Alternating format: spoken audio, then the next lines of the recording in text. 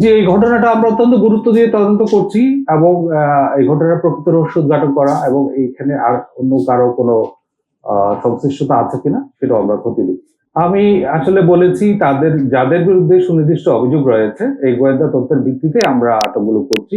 আমরা কোনো গণগ্রেফতার বা হয়রানিমূলক কোনো গ্রেফতার করছি। এটা আমাদের কিছু গোয়েন্দা তথ্য রয়েছে, এই লোকগুলা বিভিন্নভাবে সংগঠিত হয়ে রাজধানীতে অস্থিতিশীলতার সৃষ্টি করার চেষ্টা করছে, তারই প্রেক্ষিতে তাদেরকে গ্রেফতার করা হয়। হ্যাঁ, মামলাটা হয়েছে 26 তারিখে এবং ঘটনাটা খুব বেশি পুরনো না। আমরা এই যারা গ্রেফতারকৃত তারা রিমান্ডে রয়েছে এবং এই ঘটনায় অন্য কেউ জড়িত আছে কিনা সেটাও আমরা খতিয়ে দেখছি এবং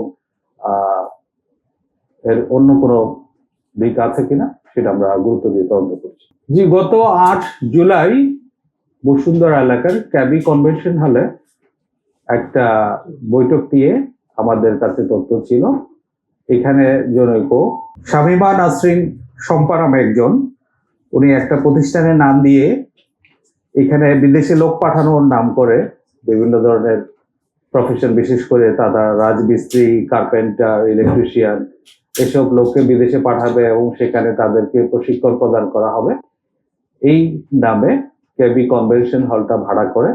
এবং এখানে আমাদের কাছে যে পরবর্তীতে তথ্য পাওয়া গেছে এখানে বিভিন্ন ষড়যন্ত্রমূলক ভাবে তাদেরকে আনা হয়েছিল এবং এর প্রেক্ষিতে গত 13ই জুলাই রাজধানীর ভাটারা থানায় একটা মামলা করা হয় এবং এই ঘটনার সাথে জড়িত থাকার অপরাধে ইতিমধ্যে 22 জনকে গ্রেফতার করা হয়েছে। এটা আমরা খুব গুরুত্ব দিয়ে তদন্ত করে দেখছি এই ঘটনার অন্য কোনো দিক আছে কিনা এবং এটা প্রকৃত রহস্য কি এবং কারা কারা এর পেছনে দায়ী। দেখুন, একটা জিনিস আমরা গত একটা বছরে বিভিন্ন সময় দেখেছি, নানা সময়ে আইন শৃঙ্খলা পরিস্থিতি বিনষ্টের জন্য কিছু পরিকল্পিতভাবে কার্যক্রম অনেকেই করেছে। এরই প্রেক্ষিতে আমরা সবসময় সজাগ রয়েছি এবং গত এক বছরে ঢাকা মহানগরীর যে আইন শৃঙ্খলা পরিস্থিতি সেটা দিন দিন উন্নতির দিকে যাচ্ছে। বর্তমানে যে কথাটা আপনি বললেন যে আগস্ট কেন্দ্রিক, আমরা কোন রকমের নিরাপত্তার সংখ্যা দেখছি না। আমরা সবসময় সতর্ক রয়েছি এবং আমরা যে কোনো পরিস্থিতি মোকাবেলা করার জন্য আমাদের যে নিয়মিত কার্যক্রম সেগুলো চলমান রয়েছে।